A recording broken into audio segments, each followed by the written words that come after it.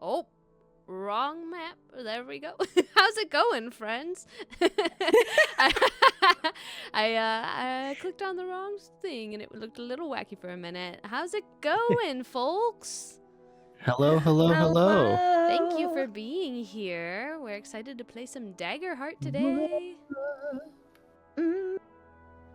So excited. Yes, That's Thank not you for stopping copyrighted. by. Yes. Solid 10. I already said thank you in the chat. But yeah, thank you for being here.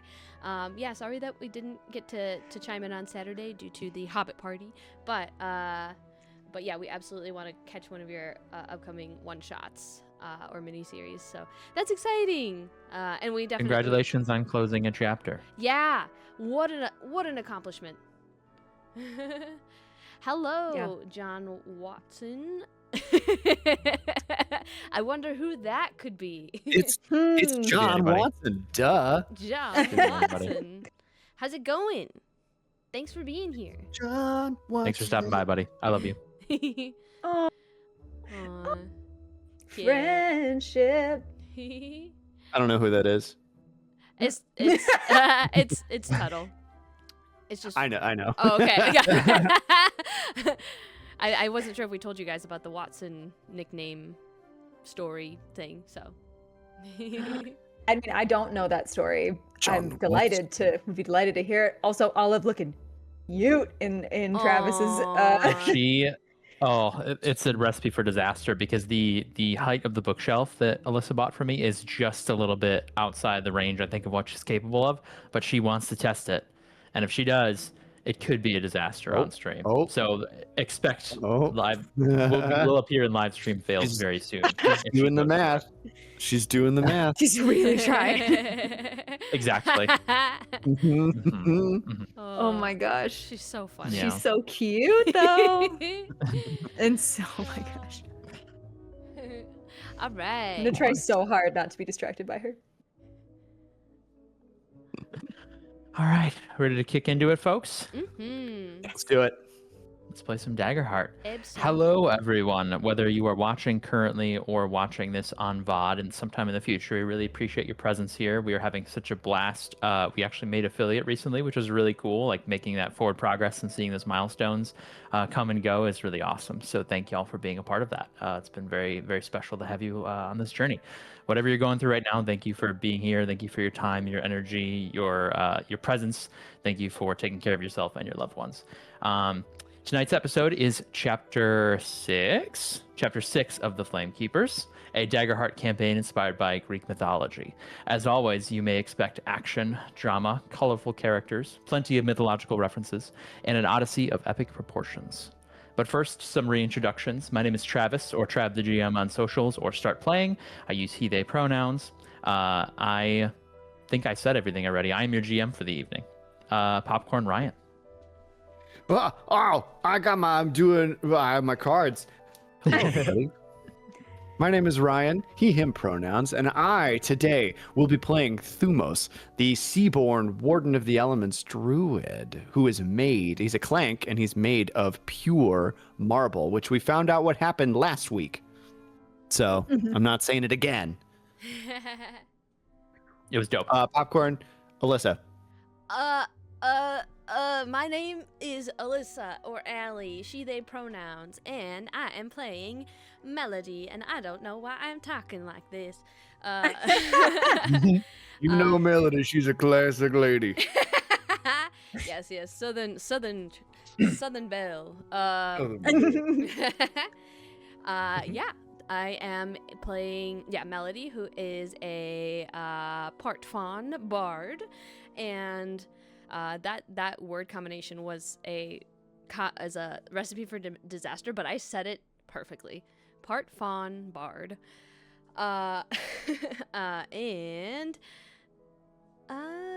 yeah. Anything other than that I'm missing? There's one other person who needs to introduce themselves. Yes, but for myself. Oh. Nope. I think so. Popcorn, Travis again. No, I'm just kidding. Popcorn, Hannah. Get it. Hello, everyone. My name is Hannah. I use she, her pronouns. I play Antigone, an orderborn Order-born warrior who is a human and uses all/any pronouns. I will now popcorn it back to Travis.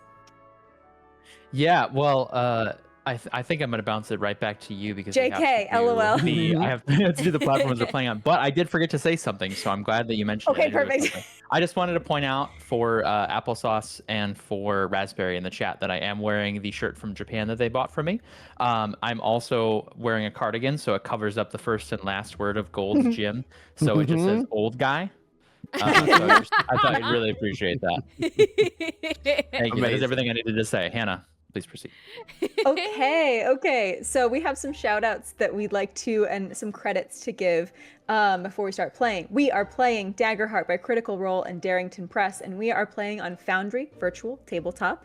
All maps you see on screen come from the map library by Roleplay and Press. If you're watching the stream as a VOD, their link to their website is in the description. All background music and ambient sound effects come from pocketbard. All player character art, stream overlays, and our logos were completed by the incredibly talented Alyssa.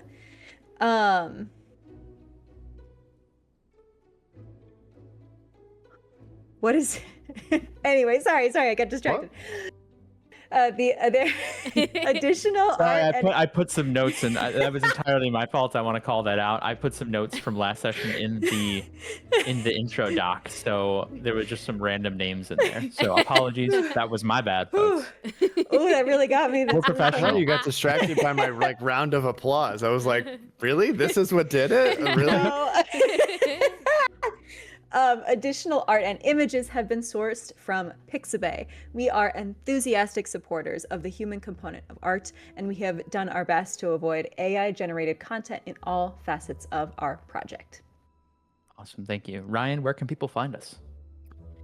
Y'all can find us here on Twitch at Midwest Quest Official. Everywhere, truly. We are Midwest Quest Official, especially over on YouTube. Social medias that we're a part of, we're not on every one of them, so figure it out. Midwest Quest Official. Go follow us on all of them. Like, subscribe, everything. Do it. Do it. Go follow us. I dare you. Do it. If you're an avid Blue Sky user and you really want us on there, just let us know.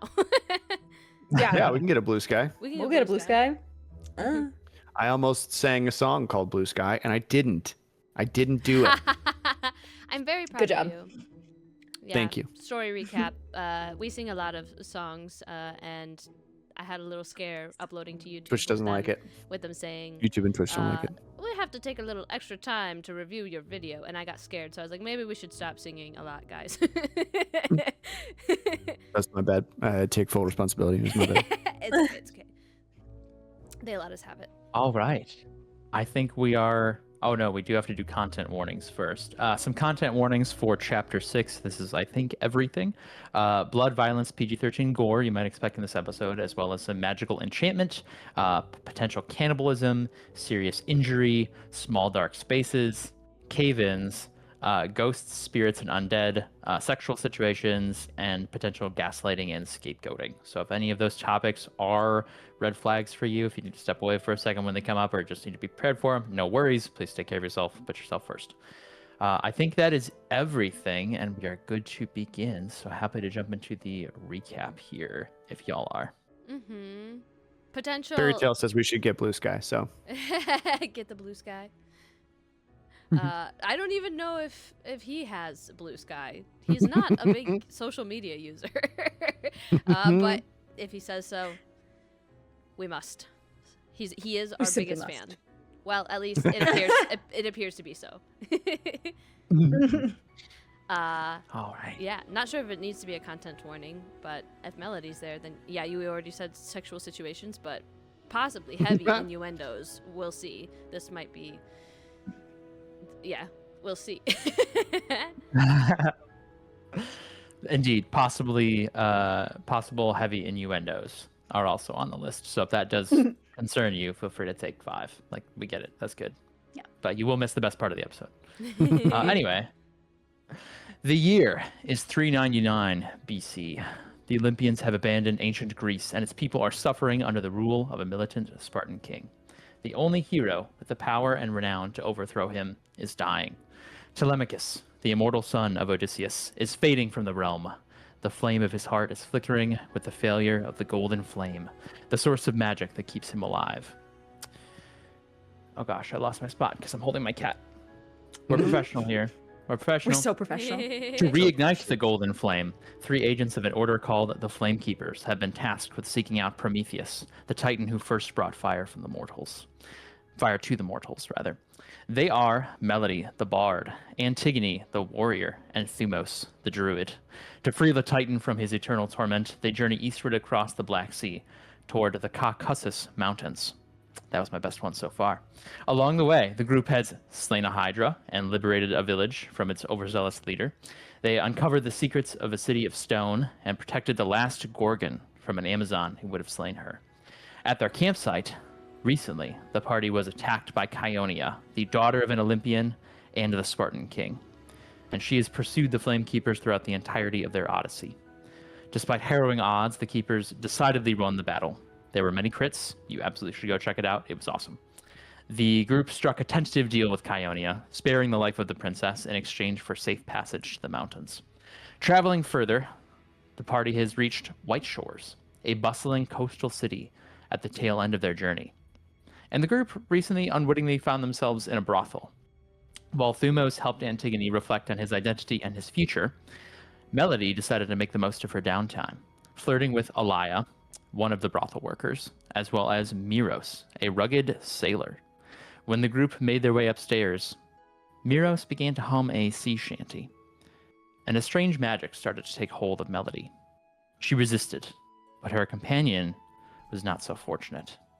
Starry-eyed and empty of mind, Alaya stumbles across the room, drawn to the pull of the song of a siren. Go ahead and pull up our map here so we can get our bearings.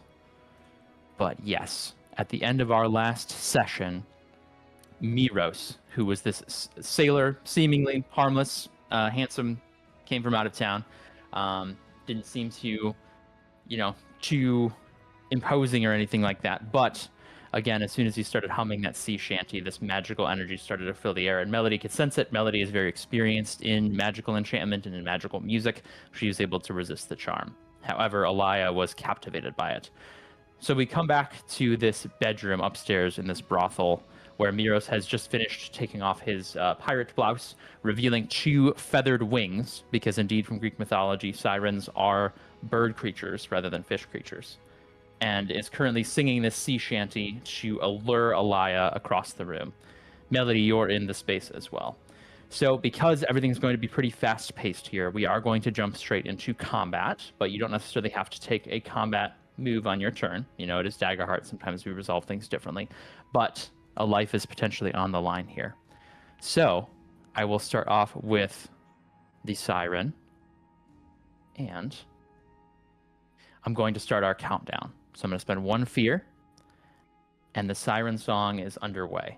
So how this countdown works is, on your turn, Melody, you can take an action, possibly use an ability if you have one, to change the song in some way, in addition to making a regular attack, because this is regular combat. And this will reduce the tally of the countdown. If the countdown ever goes all the way up to the top, the siren song is complete. Alaya has been lured in, and she will be a victim of the siren's predatory nature. Okay. So, You said I can just do something to impact the siren song, or I have to pay it like a hope. Spend a hope. it is your turn. Mm-hmm. You tell me. Do you want to use an ability? Do you want to do something to change the song? Do you want to make an attack? What would you like to do?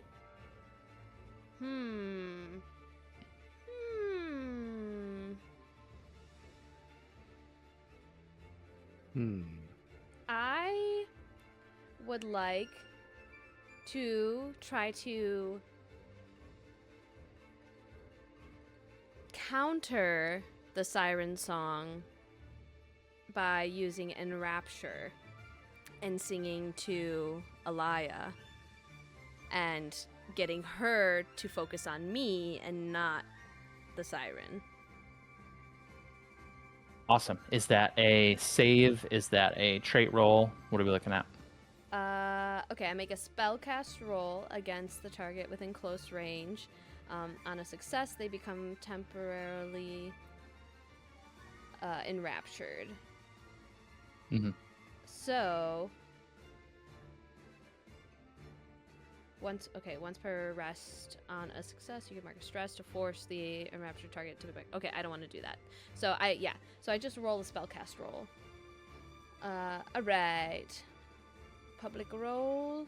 And then can I also spend a hope to do a wink and some wit to a wink and some wit can get you far? Of course. I'm using the Siren's difficulty since you are sort of doing a battle, a little duet that is initiated here with the Siren as you are competing and trying to pull Alaya in the opposite direction. Yeah, please make that roll. Cool.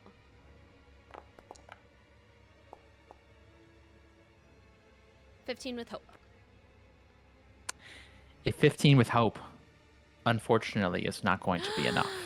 Siren's difficulty is higher. Oh no. But since you rolled with hope, I will still keep the spotlight on you for now, even though it was a failure, because the Siren already spent a fear to use his song. He stretches his wings, and as you begin to sing and join in with this sea shanty, the two of you singing in unison, he takes a pause from his own part in the song to say, I need to eat. I need food. I'm starving. Let me have this and you can walk away. And then he begins singing again. What would you like to do next? I would like, well, first to respond. Can't you do this to, like, criminals or something? Not the people who keep this world afloat. Hell yeah. Hell yeah. All right. The port sex workers. Yes. Absolutely. Okay, so I would like to then try to cast Slumber and sing like a lullaby, countering the Siren and try to have the Siren fall asleep. Okay, I really like that, yeah. Okay, I'm gonna make another spell cast roll. Please be good. Please be good. I want to use my hope again. I did technically, well, not technically, but flavorfully use it against Alaya before, so I don't think it's completely uncalled for to try to use it against the Siren. So, a wink and some wit can get you far. I turn on the charm with this lullaby. Mm-hmm. Much better. Oh yeah. Oh Okay. yeah. A 26 with fear, that is going to be a success. That does beat the Siren's difficulty. What happens to the Siren? Okay, so on success, they're asleep until they take damage, or the GM spends a fear on their turn to clear this condition. So they hear this melody and this lullaby, and it is, while it is in tune with in key with the song that they are singing, it kind of slows the tempo. It takes the lead, and they are forced to like follow and adapt to that tempo, and with that, it also, their singing also helps them kind of lull to sleep. And then they collapse to the ground, and it is like the slumber spell with the singing, with the lullaby, does create this kind of like warm wash of air and comfort over whoever it's cast upon, so they feel more comfortable to fall asleep. So yeah, then he falls to the ground. Awesome. Yeah, so he, in the midst of singing his song, suddenly begins to feel drowsy, begins to collapse. He knocks over a wardrobe by mistake as he's just trying to keep himself standing. And the wardrobe plummets to the ground, as does he, and he falls unconscious. For a moment, Alaya's eyes ignite with awareness as she goes, What's happening? But before you can respond. You did roll with fear, so the spotlight is going to return to the GM. But it's not the siren is going to take the spotlight. Downstairs, No. Thumos and Antigone, can you please re-describe yourselves and what you're doing in this scene as you're waiting for Melody to complete her downtime activities? I think we're sitting at a table, right? Yeah. And we are still having our conversation. Is Antigone kind of taking the lead, or does Thumos have the opportunity to say something first? You go ahead. I think my vision of Antigone in this moment, especially after having like shared this about their name, is just kind of eating and like kind of tired. You know, like that, like after a battle, like like tiredness. That's what I envision for Antigone. So very content to let Thumos take the lead. I have just now realized why she asked if my penis still worked, even though I am a man of marble. And does it? Thumos' expression does not change. And he just kind of stares at you without confirming or denying. Would you not like to know? Ha ha ha ha ha ha ha. That's the first time that I've ever heard you laugh, Thumos. It has been 1,000 years since I have laughed and made a joke.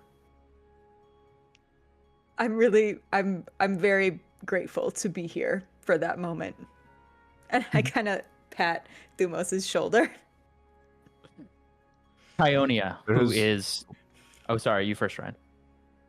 I was just going to continue the conversation. My wife and I were raised together. There has only ever been one person for me. I feel as though we are the personification of Zeus ripping two souls apart. Soul mates. That's really beautiful. Thank you. Kionia, who is sitting at the table beside you, whom you've bundled up and tried not to make look like a prisoner, but occasionally have had to sort of point a dagger at her back to remind her that there's no running in this instance. She has a cloak around her, covering her face, but even that is not enough to hide her eye roll. She says, "Can we please get out of this place?" She hushes. "The smells alone are making me nauseous, and the sights aren't far behind," she says, looking around at the multitude of exposed skin throughout the building. "I suspect your ally shall take a while." If it was possible for my stomach to be turned at your attitude, it would be. I'm sorry that you're having a bad time, but we're gonna stay here. Where would you want to go? I'd like to be moving on. I know that you seem to be enjoying the sights, but I can't stand places like this, so far outside the reach of our order. What would your order do to a place like this? Establish it. Order, I mean. Regulate it. Try to avoid the overreach and chaos that White Shores has brought to its region. Speaking of chaos, say that Greece indulges in your little revolution.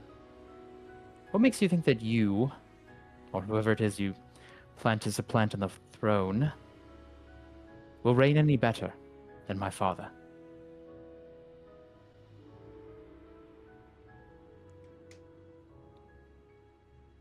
That is a risk that I am willing to take.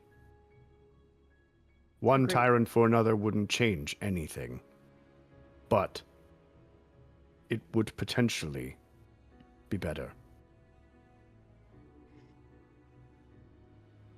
And also Hope. Exactly. We get to maybe we have a chance to preserve this. You do not I mean, you have to be here right now because you're a prisoner. But you don't have to be here on the regular. You know what I mean? Like, this is not you really don't have to be here. I suppose you're so right. It doesn't need order. Perhaps I don't. Excuse me. She ushers over to someone nearby, someone who is clearly a patron here, not a worker. He has just finished flirting with one of the workers, but he is drawn by the call. And you see that he, underneath he's wearing generally normal attire, like standard attire that you'd find here, like a tunic with like a sash over it. But he also has a Spartan helmet, just tucked under his arm. He walks over. Can I have both Thumos and Antigone roll presence reaction rolls? Yes. Beans. Olive is very Beans impressive indeed. with her stance on the back of your chair. Literally I doesn't have a know. helmet. Literally it never. She knows she's on camera. She's got to perform. Uh-huh. Oofta. Aww. Roll. Okay. All right, so we rolled some reaction rolls here. Both of them are not going to be enough, which means I need both of you to please mark a stress, Okay. and you are both vulnerable until the scene ends. Oh. So if someone were to make attacks against you, they would be attacking you at advantage. I'm going to spend another fear, and I'm going to spotlight, another individual in the scene here. Let me just go ahead and add our Spartan, who has walked over. And then we move over back to our Siren, who is going to spend a fear to clear the sleep condition. Because of Melody's break in the song, it does reduce the countdown to 0 here. Cool. But the Siren immediately begins singing once again as he lunges towards Melody. However, that's all he can do on his turn. Does anyone else want to make a move here? Play returns to the players. What do you think, Thumos? Melody? Yeah, you go. No, You go. I You was got saying it. I was saying you guys. I just did my thing, so I'll let you guys handle your stuff. I think Antigone, as soon as they see this person, is gonna like push off of the chair, like, and stand up and kind of put Kionia behind her. Attempt to put Kionia behind her. Yeah. And get Are in you trying to between make that look casual? Are you trying to? them. No. Okay. No. I'll say that you can do it. You're Antigone. If you're not being subtle about it, you don't have to roll. Okay. You interpose yourself between this approaching Spartan guard and Kionia. The guard says, "Excuse me, I was looking to speak with her." What do you need to speak with her about? "I don't know, ma'am. Are you all right? You called me over here." And says that over A your disease shoulder. has addled her brain, good sir. No need to engage. I think I'm quite all right in that regard, unlike some people here. Thumos, please We make shut another. her up. Thumos, please make another presence reaction roll.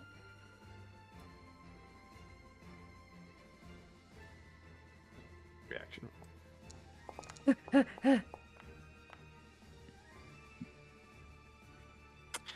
Please mark another stress. As I was saying, I'm quite all right in that regard, but I can't say that I'm all right in every regard. Can we just kill her? Tell me, do I No. look familiar to you? She says to the guard. What do Thumos and Antigone say? I don't know. I think I try to usher Kionia out the front door. Just wordless? Yeah. Put a hand over mouth and take her away. Thumos will go with her. Yeah, Thumos will go too. Okay, as you begin to do that, the Spartan says, hold on there. Stop for just a moment, and reaches out and grabs you on the shoulder. What do you do? Which one? You, Antigone. Okay. I'm just gonna say, yeah, you can follow us if you want to. That's fine. We're just gonna leave. And I'm gonna take Kionia out. I think in this case it will be a physical check of some kind. I'll let you Right. choose which modifier you want to use. Do you want to like finesse your way out because he is going to try to hold you in place, or you can try to use strength to just muscle your way through? Whatever you want to do. I am gonna attempt to kind of duck or like get out of it using agility. Okay. And Yeah, maneuvering. sounds good. Okay, cool. Please roll an agility check.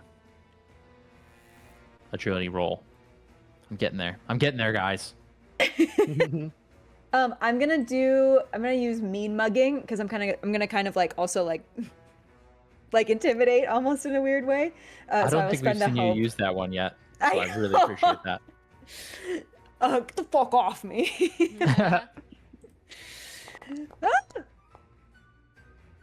Okay. 23 with hope is going to be a success.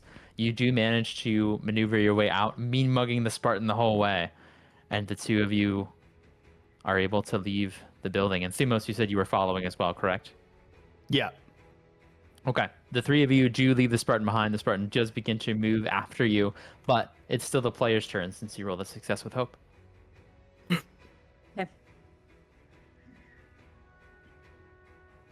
What do you think, Melody? I should go tell Melody that we are leaving. I think that's a good idea. Yep. I can handle this. All right. Okey-dokey. I will head back inside to go let her know. Okay. You begin to move back inside, but you immediately like almost bump into this barrel-chested Spartan as he holds a hand up and says, "Do we have a problem here?" You have no authority over me here. Leave or die. All right. He's going to try to stop you as well, but that sounds like an intimidation check. Do you want to roll presence, or do you want to try to just move past him? You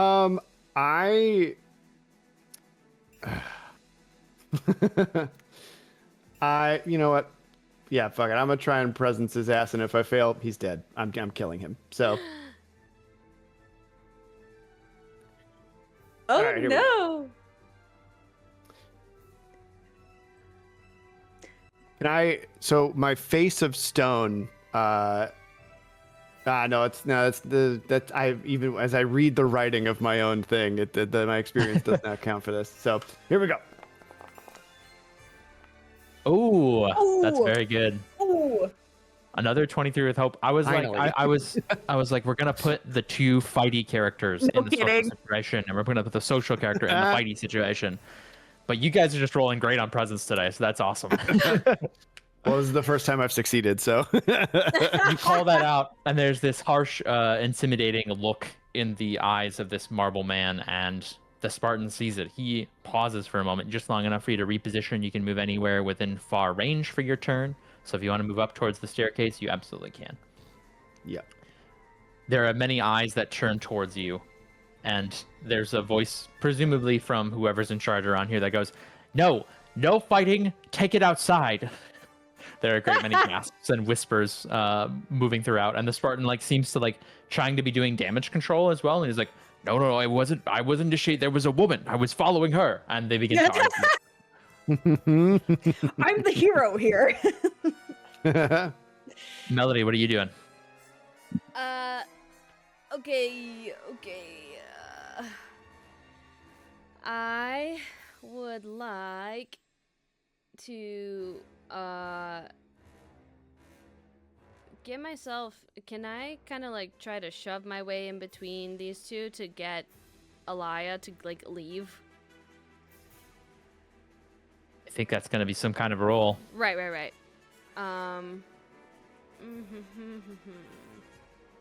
The song is still going. He's still singing this sea shanty. She's still like kind of like swaying to the music.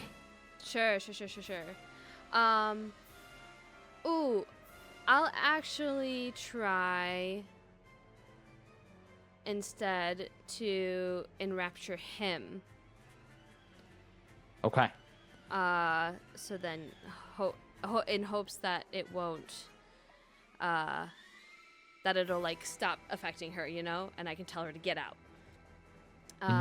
So, I will cast Enrapture. I'll make a spellcast roll, and with this, Melody sings, which I can't sing it right now because other music is playing, and it's very hard for me to do it with that. But she says, "Siren, your song is quite enticing, but I have one that's more inviting." And Bars. thanks. Wow. She's a songwriter. And then I want to use my hope again. Is it bad if I just keep using my spicy persuasiveness? It is there. You can use it. She's You're like, so spicy. with this Do it. cast. Oh, it's not. Oh, I don't know. I got fear. 18 with fear. Did get fear, but it's a good thing you use that experience because that does push it from a failure to a success. Yippee! So it would have been a failure with fear, but it is a success with fear. Can you please remind me what the Enrapture does to this siren? Yes.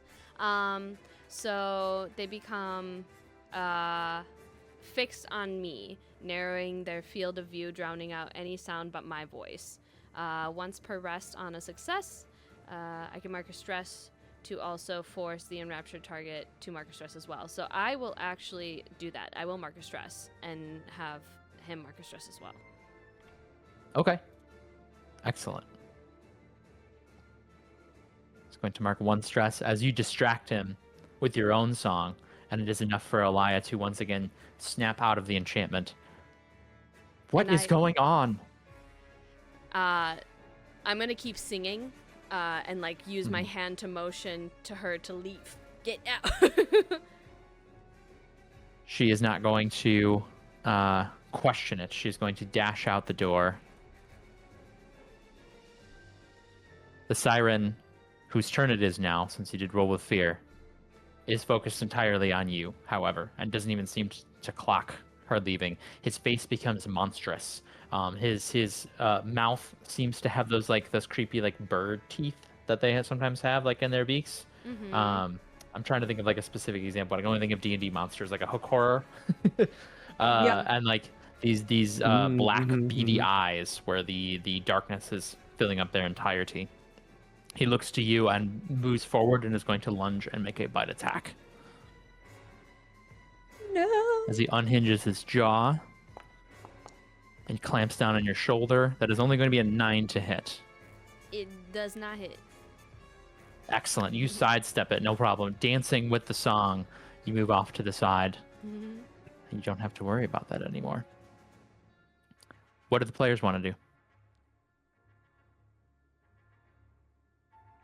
Thumos continues to walk up the stairs. Okay, so Thumos, you walk up the stairs and almost immediately you come face to face. I have to move you over here. Almost immediately you come face to face with one of the workers in this brothel who seems panicked, confused, has just run out of this bedroom. Maybe things did not go great with Melody. The look on your face is not normally a look of someone who has enjoyed a fun time. Are you all right? You don't have wings, do you? In theory, I can have wings, but I do not. She screams and runs past you. And bolts down the stairs. Interesting. I will go and just knock on the door. I will not just enter, but I will knock and say, Melody, we must leave. Hurry up. You knock on the door, and it was opened already. So like it was thrown open. It was just kind of like on its hinges. So as you knock, it opens the door like by accident. So as it opens, you see Melody like engaged, like grabbing, like grappling with this winged bird creature, this monster that is attacking at her. And the two of them are yes. singing this sea shanty at each other. Ah, yes. This is what she must have been referring to with the wings. And I will go and I will mark a stress, and I will not wild shape, because that's not the right game. I will use my beast form. There we go. Mhm. What do you turn into? I turn into a powerful beast. I will turn into a bear, as he just a marble bear, and I will go and like try and bite one of the wings in an attempt to rip it off. Amazing. Yeah, please go ahead and make that attack roll.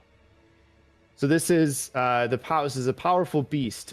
So I have advantage on navigation, protecting, and scaring. So would this be counted as protecting, since I'm trying to help? Yeah, I'll give it to you. Sweet. I think that tracks. Melody's just gonna say, "Oh, hi, Thumos. I wasn't expecting you. Sorry to disappoint. This is a different song and dance that you were probably expecting to walk in on." Incredible. +1. Roll. Come on. This game hates me. Oh. You have advantage. Oh yeah. Okay, yeah, that's what I was forgetting to roll. Unfortunately, in this instance, it will not be enough. Beans. It's a 13 with fear. You lash out at the siren, but the grappling is just like he's like pushed into the wall. Melody is like trying to move about and like trying to avoid this like bite attack. He's going to lunge forth and make another one, as he's going to retake the spotlight. Whoops. Ooh. All right, that is an 18 against Melody. That'll do. That will be 10 physical damage as the siren's teeth clamp down onto your shoulder, and you feel the heat of blood begin to spill. All right. Is it the same shoulder that got bitten before by the Hydra? Melody, what do you think? Yes. It's the easier shoulder to bite, it seems.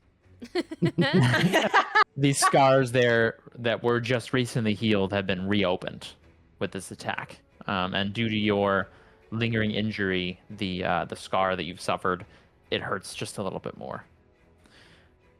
Melody I'm going to lets spend out a fear cry. and return this. I'm going to spend a fear and return a spotlight over to Kionia. Kionia, you and Antigone are out here. And she says, "Oh, well, you escorting a lady violently and very quickly out of a place of respite. I'm sure you feel quite the hero right now, don't you, warrior?"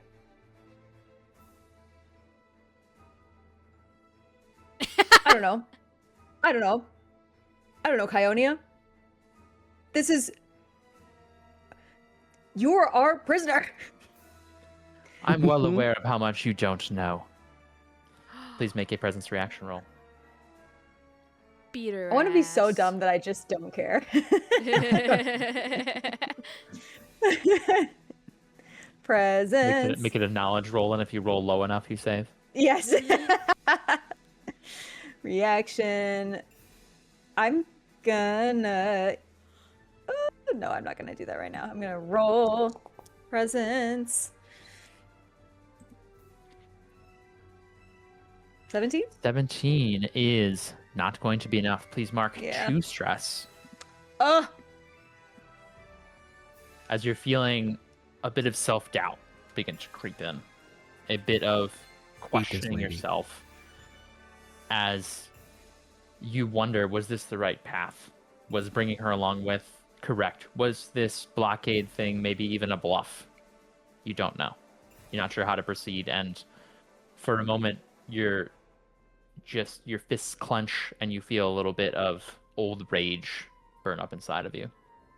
But it's up to you how to react, because it is the player's turn.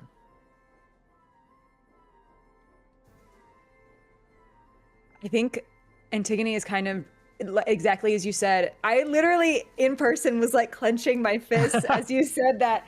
Oh no, I'm sorry. No, it was very, yeah, it made sense. And I think it's just trying to decide, this is not battle. This is, exchanging words with someone who is very much like my prisoner. It's not right to do harm to prisoners because they're already like in your custody. They're like, so all of these kind of things are going through Antigone's head, and I think they're just frozen. Okay. Yeah. Whilst that is occurring, what's happening upstairs with our two fighters here, tangling with a siren? Okie dokie. I would like to finally do some damage, and I will cast Arcane Barrage, and I will use 2 of my hope to attack this Okay. siren. So Please roll damage. Arcane Barrage, using 2 hope. Continue.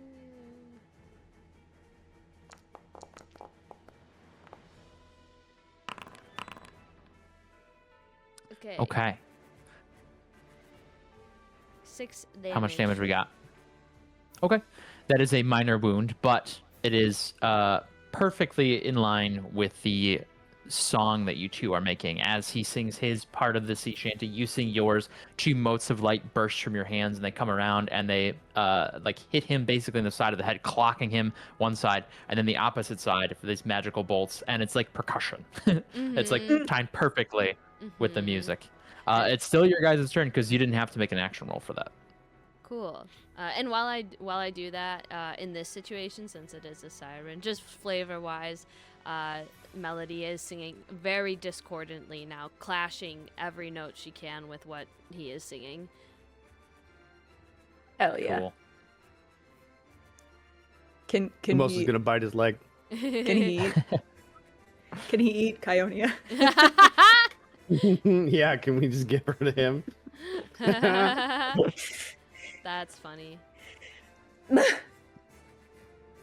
He's hungry. I don't okay. know.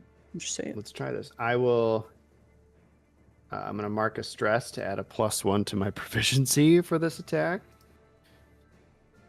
So we're gonna, and then I will, since I'm, I think probably I'm no longer, I'm probably no longer protecting. If Melody's on the offensive, I don't think that that's being protective. But okay. So +1. Okay. Come on. Oh, there we go. Roll.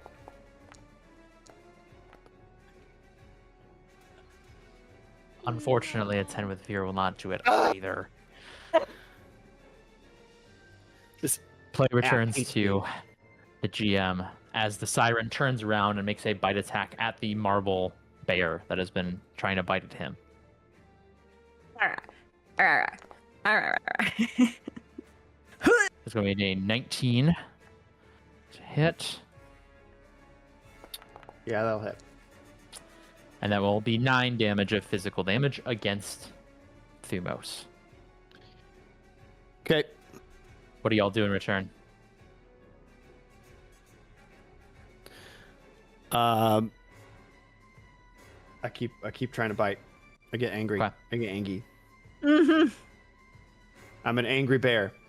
I'm an angry, angry, angry bear. And I will I will get another stress to friggin' hit this guy. Gosh dang it. Friggin' heck.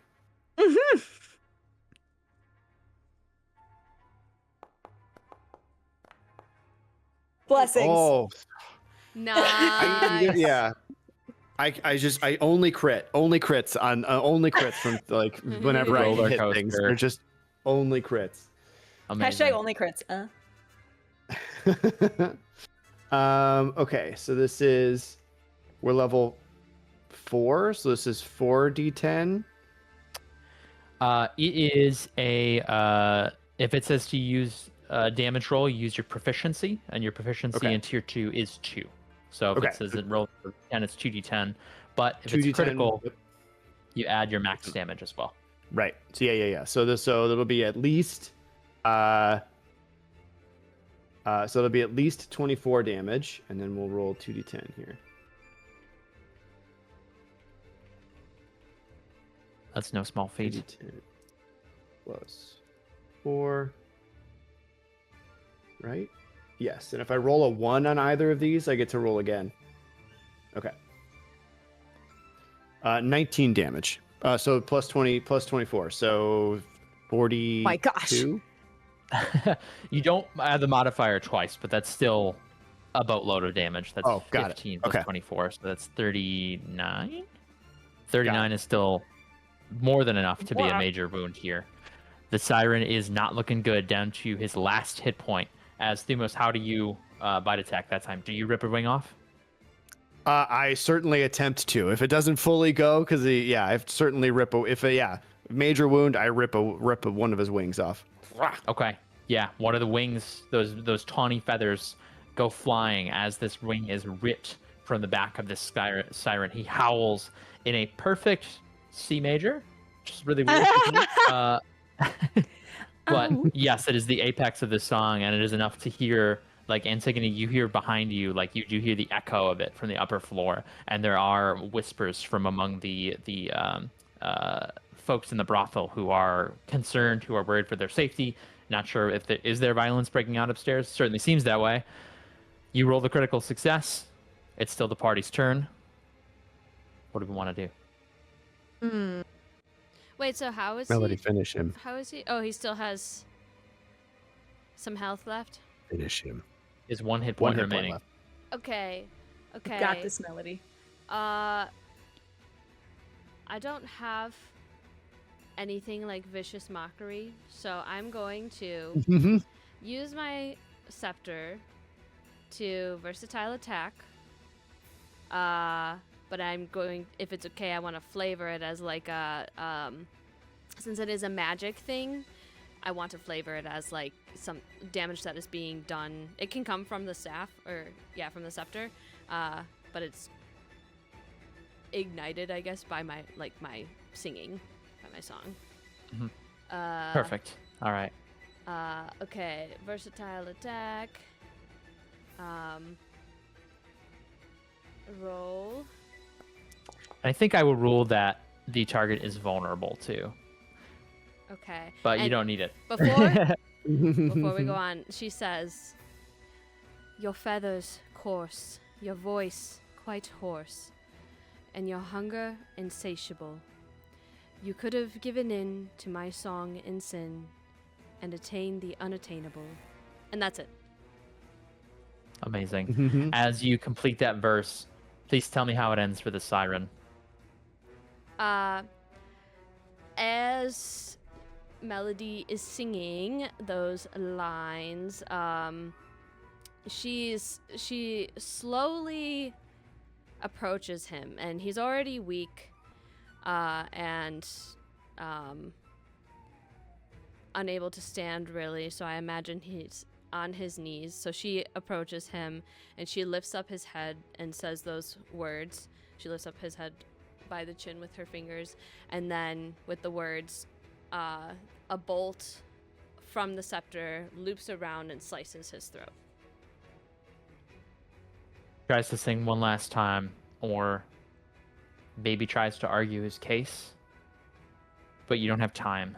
You're on a mission, and you have to protect those close to you. You end the siren's life. The light drains from his black eyes, and he falls to the ground dead. And our combat is just about complete, but there's another antagonist remaining still on the board. Kionia says, as I was saying, I know how much you don't know. Like, for example, you didn't know that you weren't in any danger in there. I wasn't actually going to call for help or tell the truth. Not to him. Why not? I made a vow. I struck a deal. And I would sooner be known as the one who was foolish enough to end the world than be known as a breaker of my word. What were you going to say to him then? Just something to rile you up, probably. Big eye roll. And then and then I will, okay, well, let's go back inside then. And then I'll take her back inside. You begin to move back inside just as Thumos and Melody are being pushed in the opposite direction. As the owner of the establishment is going, no, out with you, no more violence here. And then you are all thrown out of this brothel. But he was going to eat me. And not in a way that was desirable. Which was on the table, and he still chose the other way.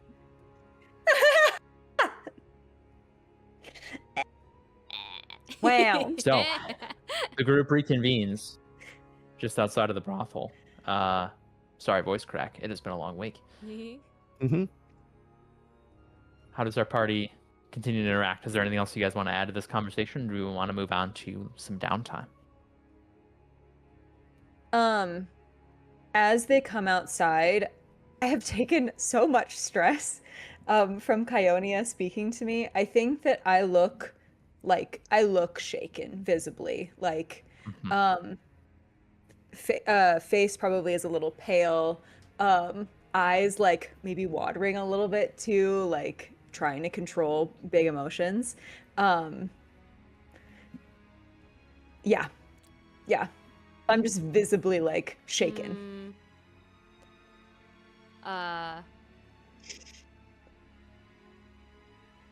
Melody will a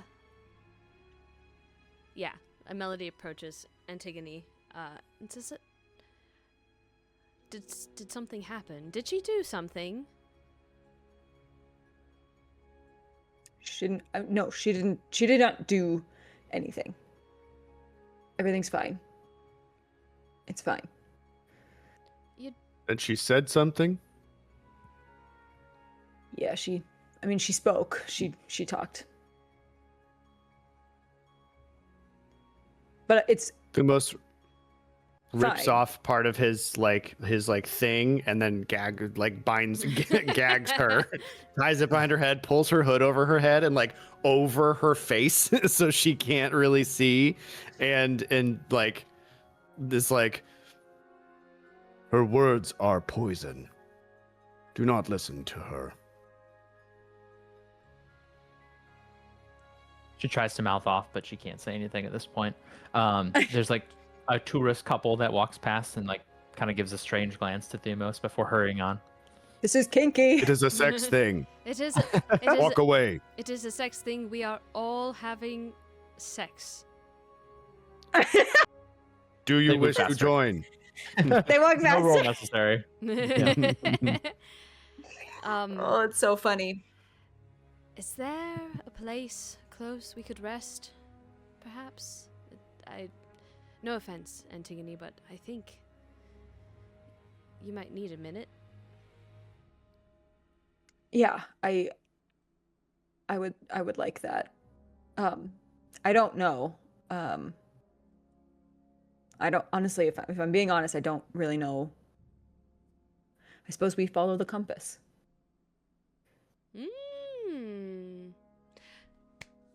Can Melody take the compass? Because she is certain she wants a bed right now. A comfy bed. More than anything. The compass very briefly points behind you before you re-acknowledge that that's not an option. And it brings you to your heart's desire, which in this case is the comfiest bed in White Shores. You head to the nearby inn. You all rest. And from here, I want to sort of give the reins over to the players because I want to hear what you guys do with your downtime. But first, mechanically, we have to decide, are we taking a long rest or a short rest?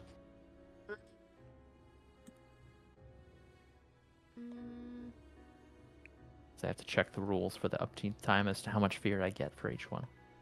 I think I'm okay Whatever with one a gives you short the rest. least. I think I am also I will, yeah. okay. I am also good with a short rest. That's fine with me. I can also do my soothing speech, which lets me comfort another character and tend to their wounds. Does Antigone only have stress, or is Antigone hurt physically? I'm a little hurt still. Okay. Then I will, as if everybody's fine with a short rest. Is that correct? Yep. Okay. Mm-hmm. I will do that. I will tend to my wounds, and then I can also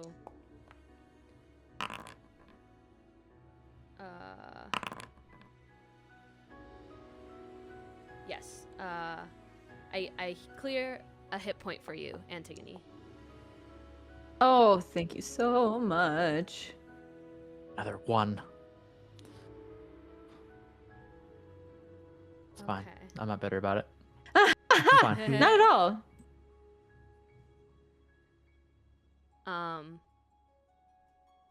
And yeah, if we can flavor it, the tending to wounds, Melody is just gonna talk to Antigone. Do you want to talk about it?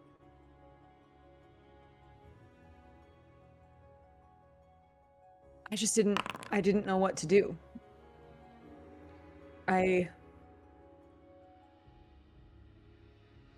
Ione was just saying all of these things, and I mean, about like, what's the plan for after her father is dethroned. And I don't know. I haven't really thought about it. Do you have any idea or thoughts about who leads in after he's gone? Isn't the plan for Telemachus to take lead, right? Or are you talking about the gods? The leader? That's the thing, is I don't know. I suppose Telemachus would be a good person to do that. Right now, I believe he is our best option. And he has a quite positive history leading, so I'm not worried about that. What if he doesn't want it? Then I trust he will know who is fit to lead. And if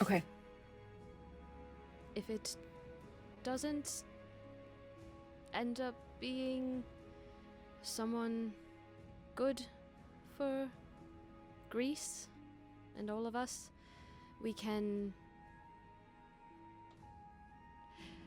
we will have done one of the hardest things we have done in our entire lives. And arguably one of the hardest things anyone's ever done. I think we could get through that. I think we could find someone worthy and trustworthy. Is there anything I can do to help you relax? I do give great massages. Yes, that would be amazing. Great. Great. Yeah, I just feel. Yeah, you see Melody like a little. She's not as smooth with her words after you say yes for a minute. What do I? So, well, it is up to your comfort. You can wear as much or as little clothes as you would like. I've seen everything. You can whatever you're comfortable with. And then I have my oils. And I usually whatever's great. Whatever feels good for you. So I can do back, legs, arm, chest, hands, neck, face, whatever. Great. Why don't we just like start with my back, my shoulders, and I will take off my shirt and lay it down with my back up. Sounds good. So she will she'll say it's easier for me if I kind of straddle you, just so I can put more weight, but if you don't want that, I can do it from the side. Whatever you're comfortable No, with. it's fine. That's great. Okay. That's fine. So yeah, Melody does straddle, and then she starts giving an amazing massage to Anthony. Incredible. I'm very curious. I overheard someone asking Thumos if his penis still works. Did he answer that? I'm not interested. I just am curious. You know what? And I'm literally like head to the side. He really didn't answer it. No, he talked about how he and his wife were soulmates, and it was really cute. You know, it was really cute. But no, he didn't answer the question directly. Oh, that's all right. That is cute though.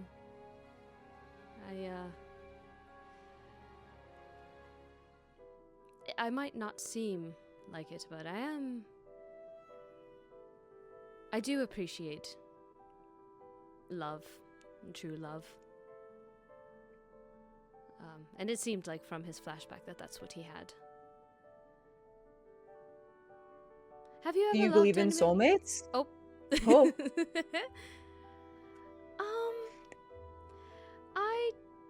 I don't not believe in soulmates. However, I think we are capable of many loves in various ways. So maybe many soulmates that add different things to one's life.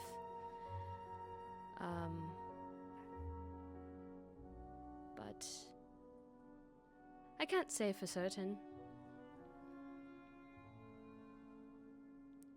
What about you? Yeah, I don't know either.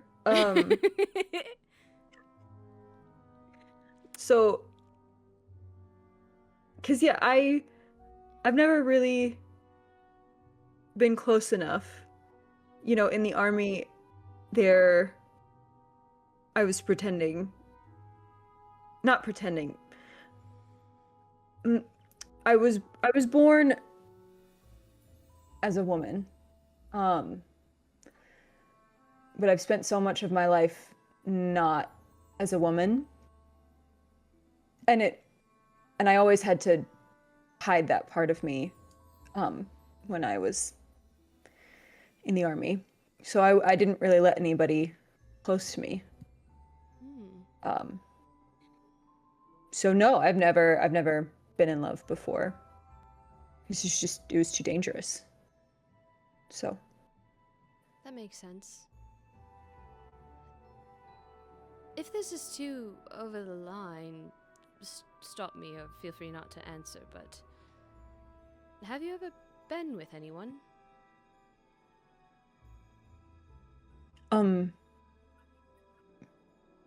Do you, like in what way? Like, intimately?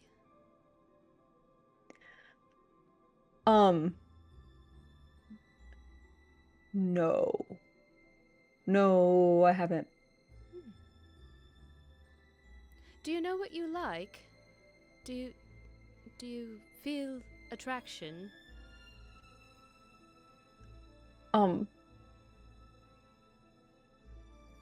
I have felt attraction before, yes. Okay, just curious. And she's gonna keep just giving the massage. And it is one of the maybe the I don't know if you've ever had massages before, but the best massage that you've ever had. Antigone has never had a massage before. And I think there is a point in time when they just start making that like oh my god. Those kinds of noises. If you were going to fornicate, I was gonna say, if you were going to fornicate, could you please do it in the tent? What? I think we have a hotel room, right? Wait, you would prefer? Oh yeah, where's Thumos? Should we Thumos go? is just sitting outside the fire. Wait a minute. Did we get a place to stay? Hold You're, on. Wait, you're in where- the next room with Kione, and Kione's just as these noises are happening. Through the gag, she says, "I hate you all." Oh, that's We hate funny. you too. Shut up. I think as like the massage ends, Melody gets down. As I'm kind of sitting up on the bed, or wherever, yeah, I think I will look over to Melody.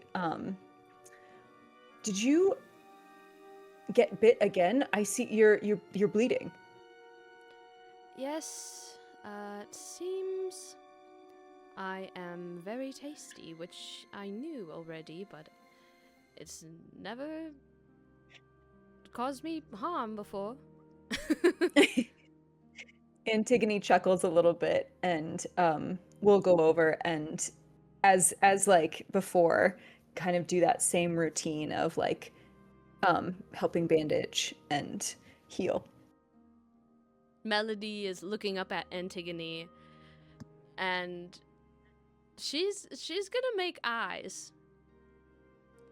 She's just gonna make curious eyes, not overly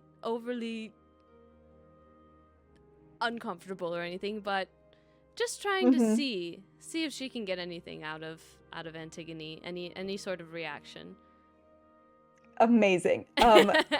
GM, may I roll to see if Antigone like picks up on the vibe?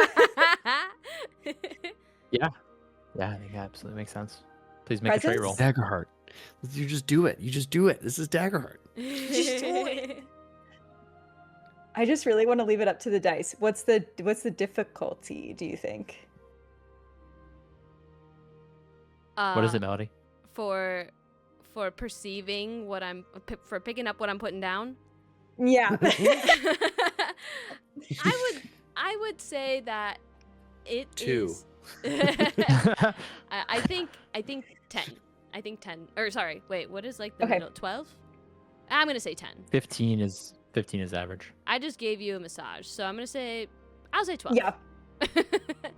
12? Okay, cool. And I cool. asked a lot of questions. Yeah, is there advantage in there somehow? Is there a Melody's like roll so with in- advantage? Melody's like so interested in Thumos me. spends all of his hope. Nice. Okay, I mean, I think okay, so with a Dice are 17, horny. I like yeah, I'm like bandaging, and I think I'm a little bit taller. And I will say, can I kiss you?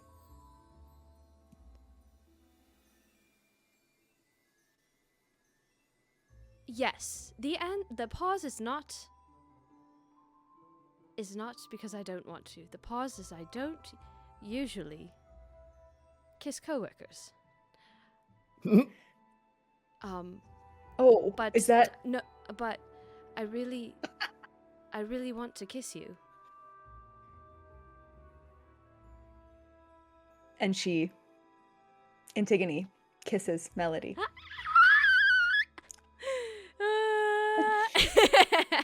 Mhm. Ooh. Woo! And yeah, Um. Melody kisses back. Yeah, and like gently wraps her hands around the back of Antigone, and not aggressively pushes her, but gives her like a little bit of pressure, so Antigone knows that it's okay for them to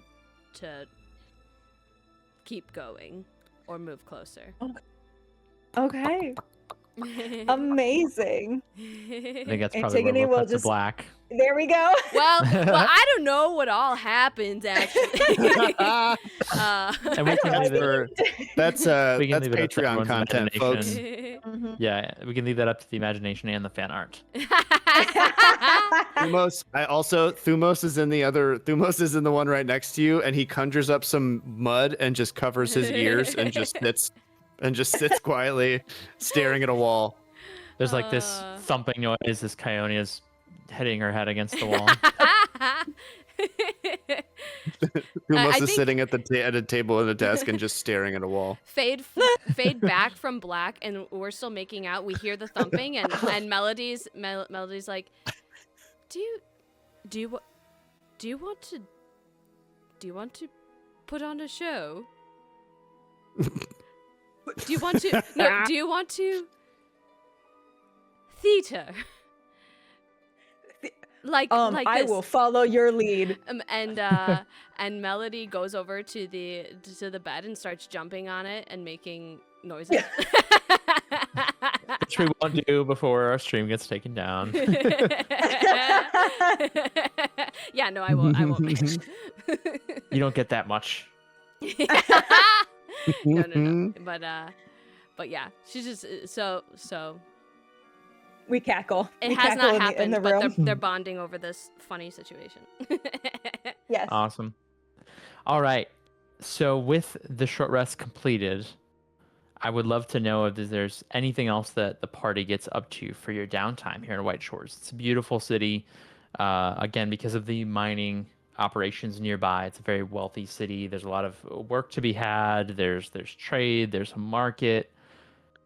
There's a coast. It's on the coastline. Beautiful beaches. Anything that the party gets up to with a little bit of off time. Thumos for sure heads down to the beach and finds shells. And puts them in Aw. sand and puts them in a little bag. Hmm. I think Antigone goes with. Now knowing Thumos's story. And we'll definitely invite Melody to come along too. I think I will stay back and spend some time with Kionia. Sounds good. And I give a forehead kiss and then I leave. Mhm. Melody is not used to such cuteness. Oh my goodness.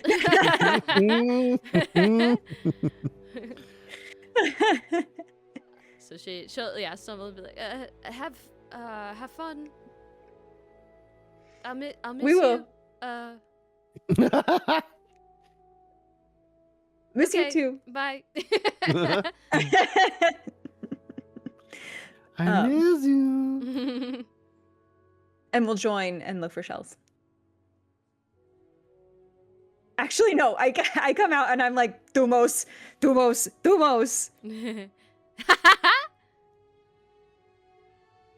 What? Guess what? Guess what? And Antigone just yaps the entire time as Thumos is picking up shells, and and Thumos responds not one time. We just watch as whatever Antigone says, Thumos is just and he just grunts like just a grunt as he picks him up. If you give him a shell, he takes it and throws it down and then moves on. Like he's Are you mad at me? No, that shell was not good enough. Oh, okay. And he's very picky about the shells that he takes. I think we've seen this already, as he picks up a shell, looks at it, throws it down, and you just watch as the same process happens over again. And he is super picky, and anyone that Antigone brings is not good enough. It's just, solid. It's one of those situations. At a certain point in time, I just stop picking up shells and I'm just yapping. He's just yapping. And Thumos it's the most that Antigone word. has ever spoken. Aw. Melody, you said you wanted to talk to Kionia. Yeah, so I'm assuming they're just in a hotel room. And Kionia is either laying on a bed or sitting on the floor or whatever. So Melody's gonna sit across from her. So, your father is Zeus? Yeah. Yeah. Then I'll take out the gag. So undignified. I guess you've never been a little wild? My father is Agesilaus, the king of Sparta. Oh, Agesilaus. Who is your mother? Demeter, Olympian of winter. Demeter. Understood. Why? So understanding is her father is in charge right now? Correct. He is currently the king. So why do you think that you can do better than your father?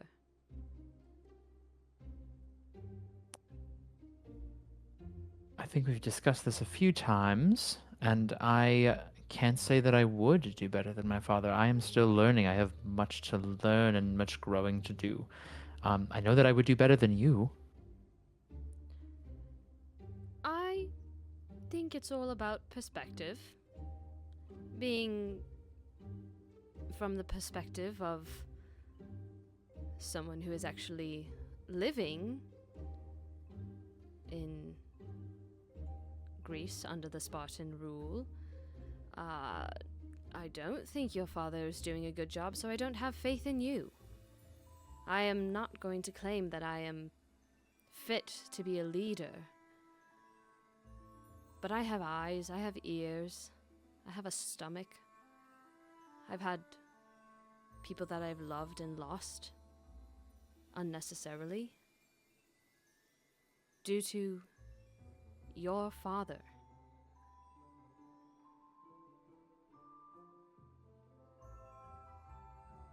And Is he?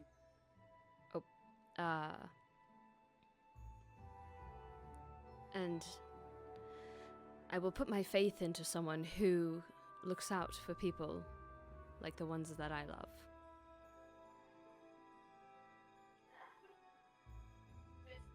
He's utilitarian. He sees a larger picture than I do, or most people around him do. It might seem like his rule is harsh, but it is the price of establishing order. Without the Olympians, Greece is dying. The solution is order, a new order, new Olympians. Re-establish the hierarchy, rebuild it, and we might just save us all.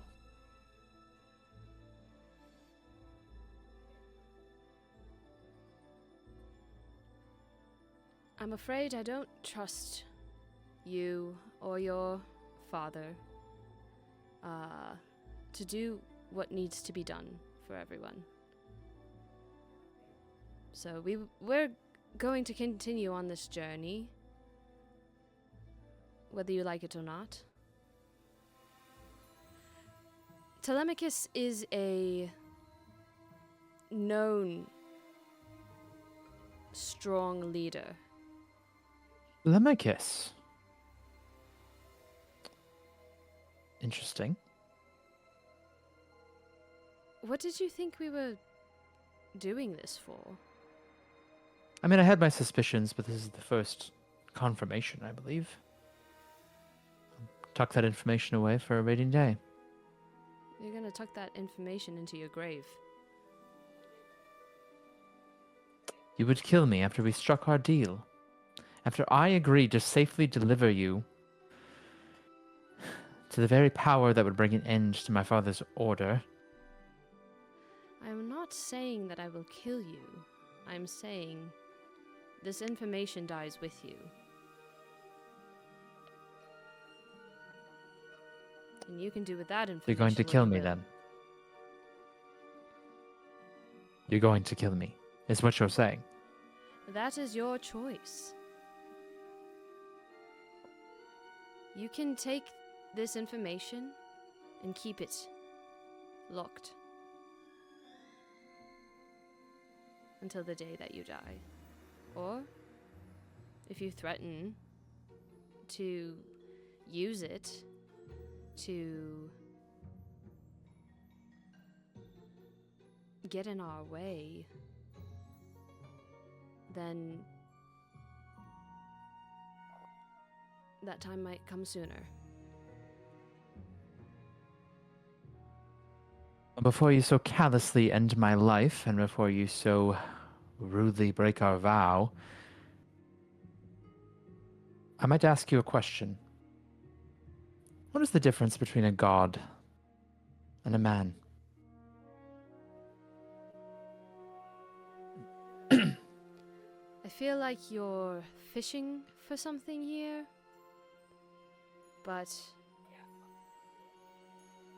gods are cruel and selfish, and while man can be, their cruelness and selfishness doesn't usually end in widespread harm. Are you sure about that? So it's the innate goodness, the innate hope that makes man so special. You've never seen a leader be cruel. You've never seen a leader be harsh. You've never seen consequences to those actions.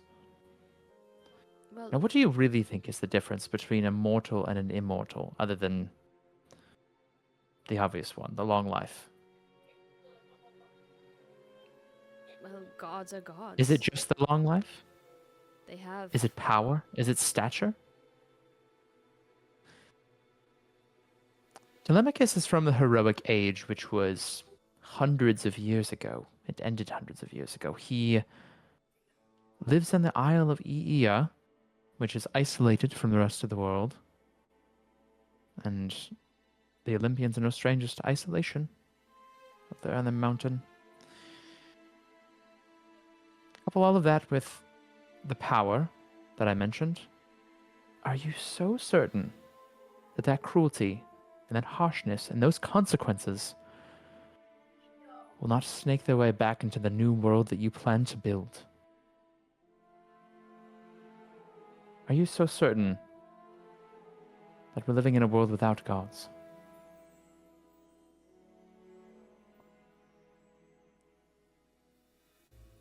I am certain that we're living in a world where the gods have forgotten us by choice. And I cannot promise that any leader will be immune to acting with cruelty and harming people. But I know that my mission will always to keep the flame of hope alight.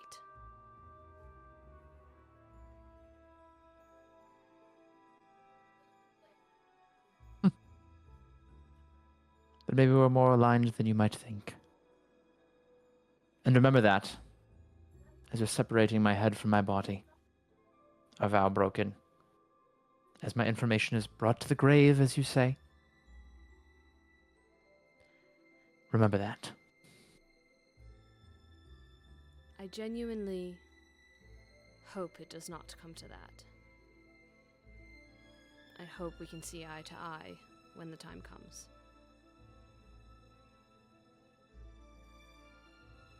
We shall see.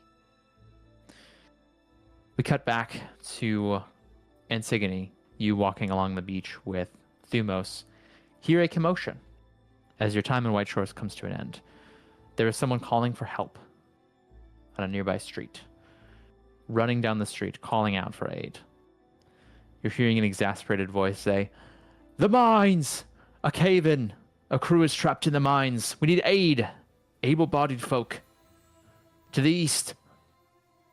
And just continues yelling out for help for someone capable to go help someone who is perhaps the victim of a cave-in. Okay. I will look at Thumos and say I think we should help, but we should also check with Melody. And we run back to the hotel. The inn. As you run back to the inn, that's where we'll take... Motel. The Hilton Inn, actually. Yes. As you run back to the inn, we will take our 10-minute break, take a breather, and come back around to Chapter 6. We will be back, and I will Woo! plug in my light so I am properly lit. Be right back, folks. We are back, baby. Hello, friends. We returned. How was your break? Did you get water? Oh, I'm gonna quick open my drink so you don't have to hear it later. We just got done finishing recording the spicy sounds for the paid Patreon pack. Yep. Be Yep. sure to Will be join available Patreon. at some point. 2035. We all do a little Mark bit. your calendars. We all do a little bit in that, so. Here's just a taste. Thumos plays a part. Thumos plays a part. But you'll have to pay big money for the Thumos tier. So You sorry. have to- it's like a where in the world is Carmen Sandiego situation. All right. To save on some time, our party's heroic, mostly. Would we go help out some people in need? I think so. If we all agreed, yeah. Because we're hand waving a little bit. Do we agree? Awesome. The party sees that there's some danger with some of the folk at White Shores. They hear the call, the cry for aid from this miner, and we engage. We head over east. We depart the wonderful city in which we enjoyed our downtime, but now it's back into action, of course. Another problem, another fire to put out. Or keep alight, in this case, with our party. The Flamekeepers head eastward towards this silver mine that is just outside of the city of White Shores. We head into the mine, and there is a crowd that is gathered, both in the around the area of the mine, but also within the cave itself. A lot of people seem curious, seem panicked. Many of them speaking hushed tones, like reuniting with some of the miners that have gotten out safely, but it seems like there's still danger inside. Our party heads into the first area of this mine, which is like just within the cave mouth. It's set up like a camp. I'll go ahead and pull up the map. And in this camp, there are a multitude of miners. Many of them are tending to injuries, wounds, coughing up like dust from their lungs. There is like a foreman who's like doing a head count, and he realizes 3 more. There's 3 more still in there. I have to go back in, and he rushes deeper into the mine. Does the party follow? Try to stop him? What do we do? I follow. Okay. Follow. The party rushes after this foreman, just springing into action, trying to help out some people who are in need. Kind of tugging Kionia along with us as we are going. Ushering her along as we head deeper into this mine. And as you do, there's occasional shudders as the stability of this space seems not at 100% in its constitution. There are occasional like pebbles to boulders falling from time to time. You have to kind of dodge a few pieces of falling rock as you're moving through. This is incredibly unsafe territory. But again, the foreman says that there are 3 miners that need help here. You also, strangely enough, as you get deeper underground, feel a chill just on the back of your neck. I'm not sure if Thumos feels it in this case, but maybe just like a vibe that something is awry here. Something is not quite right just within your bones or marble. Feeling that something is wrong. But our party continues to rush deeper into this mine, and we reach the tunnels. There are 3 voices calling out for help down here. You can tell there are 3 miners that are trapped here on this map. The foreman goes after one, heading to the right. You guys can choose to move together in this moment, and you will have more opportunities to potentially help people because you have different abilities and variables between the 3 of you. Or you can choose to move separately to save time, which will lower the difficulty of whatever we try to accomplish. Do we split up and go for the 3 separate voices, or do we stick together? Or some combination of the 2?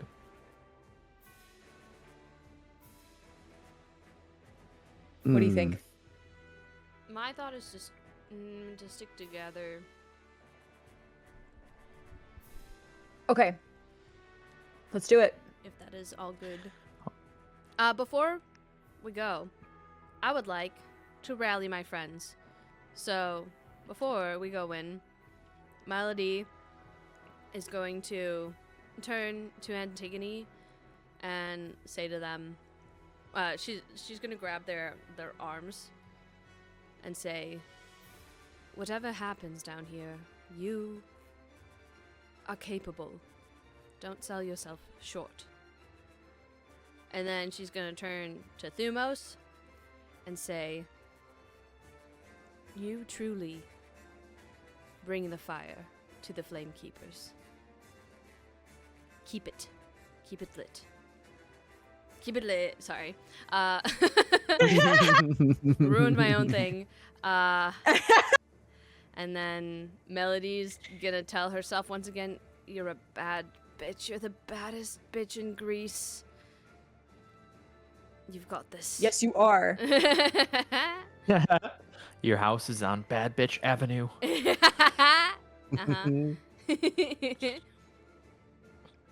All So, right. there are cries for help from the north. There are cries for help from further north. And there are cries for help from the northwest?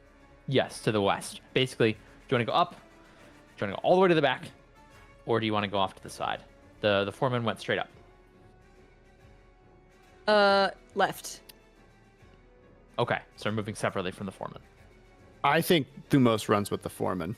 I think the two of you, I'll go with him. And he, after receiving this this blessing and this praise, he runs off to go be with the foreman. Okay. Are you okay with left, Melody? I'll go wherever Okay. you go. Okay. So Thumos heads north, heading towards the way that the foreman ran off to. And as you do, Thumos, you will reach your target first, so we'll track you for now. You run up to this miner who is trapped beneath some fallen rubble. This foreman is trying to move the rubble and trying to lift it out of the way to try to free this miner as best as he possibly can, but it's very heavy. It seems like he's having a really tough time doing it by himself. He looks to you, not even questioning why you're here or anything, but he says, "Can you do something?" I will spend a stress, and Thumos morphs into a bear again and starts using powerful claws to dig the person out while kind of like putting myself up, like kind of trying to block the person if more stuff falls on us, but like starts digging them out. Okay, sounds good. Big Yeah, bear I think claws. that. Yeah, you tell me what role that is.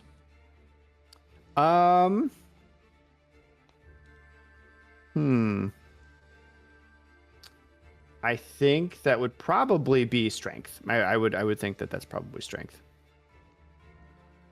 And I think that this is definitely something where I'm protecting somebody with my with my big ass bear body. Sounds good. Please make that That strength bear's roll got a big with ass. advantage. And because you went alone, you saved some time. The difficulty is going to be lower. Ah, I almost got there. We're getting there. Plus 1d6, This is unrelated, plus but the 1. new Wizards of the Coast official actual play show started tonight, so we're competing with them. Oh no. But I Beans.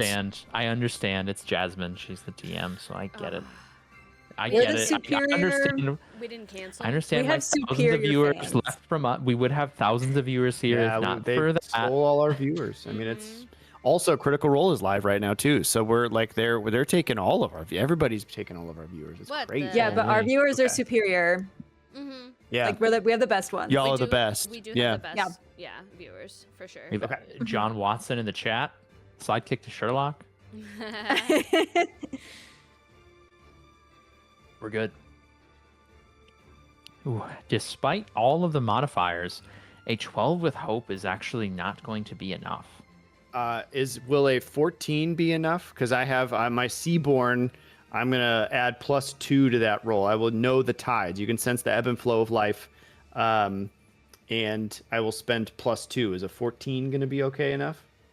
Did you find any shells of interest up on the beach? I Did you always. keep any of them? Yes, always. Okay. Your supplies, and I'm not sure how it works on bear form, but I'll just say there's like a bag hanging from your body, and your brain goes to that bag. You're thinking about what you collected and what it means to you. You feel emboldened. You reach out sort of like to the tide of not only where you've been, but where you're going. You realize that this life in front of you is precious and needs to be protected. This heart needs to be kept aflame. You have this extra surge of energy, this extra surge of hope, and you shove aside these stones, no problem. One of the rocks tumbles and it actually breaks in half on your back. You take no damage as the rubble heads off to the side. This miner is free and is going to be able to run to safety. Excellent. The foreman looks to you and says, I have so many questions, but we need to help more people. I think further up. The bear mouth opens and he goes, "I will follow you." Okay. In the meantime, Antigone and Melody, please ignore the fact that I'm moving your minis through the rocks here. So it's all coming down. It's all collapsing. The map is yeah, it's all an Halfway's analogy anyway. open. Yeah, timey-wimey. Uh-huh. Open concept mine that's collapsing. That's why it's collapsing. They didn't put up any support structures. Like, oh. Funny. Antigone and Melody, you rush up towards this miner that you see basically in the fetal position on the ground. His eyes are wide and bloodshot.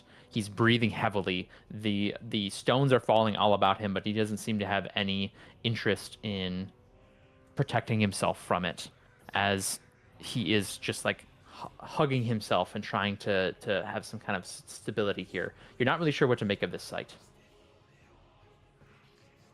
Are you okay? You call out to this miner, and he doesn't respond, but something else does, as you begin to hear whispers in the mine around you. And from the ground, just springing up in front of the two of you, is one of those spectral warriors that you saw from before. in this case, maybe not a warrior, but like an old miner from like an ancient mine, still with a pickaxe in hand. He rushes towards you and Melody. I need both of you to please make agility reaction rolls as he swings this old, rusted, decrepit pickaxe towards the two of you.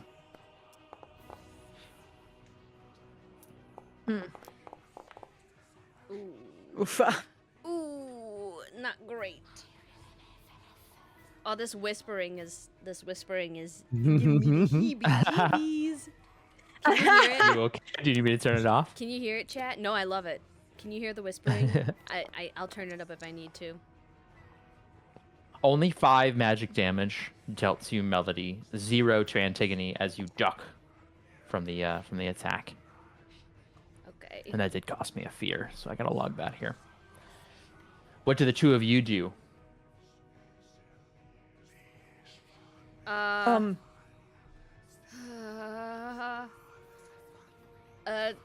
Hit it. Which Melody says as a command to Antigone, but also as a command to herself to hit it, music-wise, and we start playing Reputation by... Hit it. Incredible. Okay, so I would like to try to use my improved scepter to do a versatile attack. Mm-hmm. Okay, and I will roll. Amazing. 17. 17 with hope is going to be enough to exceed the difficulty of this challenge. Tell me how Melody banishes the spirit. Melody is singing a song that she recognizes or she learned as like a call from the house. So it's like a song leading the soul back to the house. Okay. With Dang. it's like since it's the staff. Can I flavor it that way? Is that fine? I can. Yeah, of course. Yeah. So it's like a little spirit that amplifies the song of Melody, and then kind of like lures the guy away, the spirit away. Okay. I really like that description. So yes, this wisp, this will-o-wisp appears in the mine, and it's like this bright shining light, this beacon that catches the miner's attention, and the miner walks following the wisp through the wall, disappearing in this incorporeal form, and is currently safe from sight. But this miner is still like clutching his chest. He's still not able to move. His eyes are wide. He says, get out, leave me. We can't. We can't Why? leave you. Why won't you get up? I would like to try and pick him up. Okay. Antigone, you lay a hand on this miner, and suddenly there's a vision that passes in front of your eyes. You see something that scares you. Perhaps something that has happened, perhaps something that may happen. You tell me, what does Antigone see? I think Antigone sees like that first scene of Flamekeepers where we picked up, where Antigone is crawling across the beach. I think that we see the scene, Antigone sees the scene before them, right before that, of like pitched battle on the ocean, getting like fire, but also like surrounded by water. That battle right before they got to Iaya. I think it's pronounced Iya, but... Yeah. Right before they got to Iya. And that's what is flashing before Antigone's eyes. Okay. All right. Yeah, please make a reaction roll. I think that's going to be instinct in this case.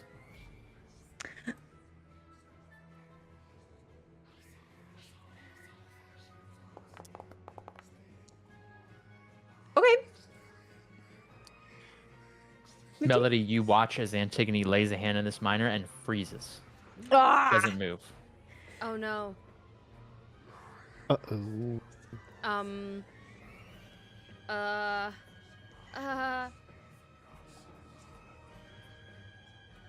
wait, but can Melody remind her of the rally? Oh, can I use a rally die? Or is it too late? How does Melody rally Antigone in this moment? She runs over to them and sees that they're starting to freeze, and she grabs them by the shoulders, looks them in the eye, and says, "Don't. Remember what I told you." Okay, yeah, please use your rally die. Is that a D6? Mm-hmm. Yep. Great. Come on. Okay. 18? You banish the vision from your eyes. You are able to very easily, without needing to make a roll, pick up this miner. And as you do, as you shake yourself out of it, he kind of shakes himself out of it as well. Moving in physical proximity further away from where the spirit was haunting him, he seems to recover. He gains his senses and eventually is able to stand on his own 2 feet, and he runs to safety. Okay. Awesome. There is one more voice calling out from the northern reaches of this mine, from the darkest part of this mine. Does everyone head there? Yeah. Mm-hmm. Thank you. Makes Nope, it simple for me. Wait, turn around and leave, actually. Nah, fuck Actually, that guy. yeah, fuck this glass guy. Yeah. The 3 of you rush towards, with the foreman and with Kionia in tow, into this mine here. And you rush forward just as you see not 1, not 2, but 3 more spectral warriors appear and rush towards you. And as they do, they pass through the 3 of you. You see imagery. This time, not necessarily from your past or your future, but from someone else's or something else's. You see a river in the darkness, stretching on for endless eons.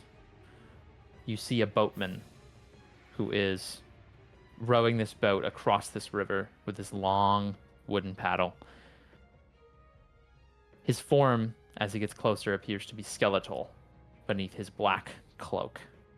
His jaw loosens and just an otherworldly moan lets out. But you know it's an invitation. Even if you don't necessarily understand the words, you understand the intention. As he speaks some kind of strange, ethereal language, this otherworldly language. He also reaches out with a hand, beckoning towards you, calling you to the underworld. The entrance is close. Please make an instinct reaction roll.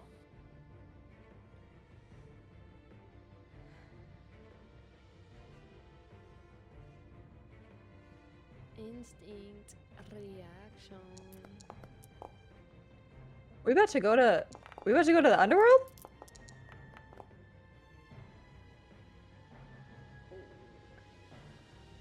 Oh, Melody. My reaction was not great. You have your own rally die. Oh yeah. True. I do have that. I don't think it's gonna make a huge difference, but we'll try. Oh. All right. Nope, nope. Oh, beans. It's fine. Melody, please mark 3 stress. Oh my lord. Oh my As this lord. image is terrifying to you, but it is a passing image. You know that death is near. You know that oblivion is near. Emptiness, the vast cosmic emptiness that awaits everyone at the end of their existence. And it shocks you to its core. Your party members basically have to carry you forward as you rush up toward this miner who appears to be nursing a wounded leg, a leg that has nearly been severed by this minecart that has run astray. It is a bleeding, bloody, mangled mess, and he is in deep, deep pain. How does our party respond? Thumos's mouth opens. Tie something around his leg and throw him on my back. I will carry him. And I'll rush forward and tie some rope that is around right above the wound. The foreman hands you the rope that you need from his supply Perfect. bag. Please make a roll. I think actually in this case, because we're all working together, I think I'm going to call this a group roll. I will let you tell me who is leading it and what the trait is. And I believe you each get to choose your own traits. So first, who is leading this roll? It can be anybody. Probably Antigone. If Antigone's, and the one who's I can lead putting it. So doing I the will thing. use agility. Okay, sounds good. That means move that quickly. Melody and Thumos, you get to choose which reaction rolls to make to support this group roll. What is Antigone rolling? Sorry. Agility. And this is a group roll to see if we can not only save this last person, but also escape the mine without problem. Because it looks like the size of the boulders that are falling begin to enlarge. It seems that the structural stability here is not great. I will be using instinct to like chart the best path that we of the direction that we came and like be moving around the obstacles while he's on my back. So that's what I'll be doing. Okay. Yeah. I'll be using presence to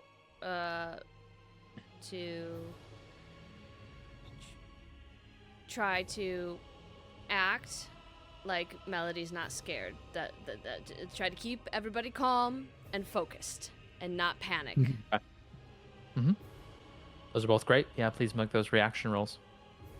Sounds good. I'm also just gonna roll my. I'm just gonna use my D6 from Melody just in case. just because I just don't want to fail. I'm so proud of you guys doing these reaction rolls so easily. Do I do a reaction roll or do I do a main roll? You will do an action roll when these two reaction rolls have been resolved. It's okay. It's okay. It's okay. Oh no. Melody, you shake through your fear and you calm down the party and you keep them focused on the task at hand, getting out. Thumos, you attempt to provide direction here as you map out the best course, but the chaos ensuing is rattling your confidence and you are feeling stressed, as well. Because we had one success and one failure, that evens out to 0. Antigone, you have to make your roll. The difficulty is 16.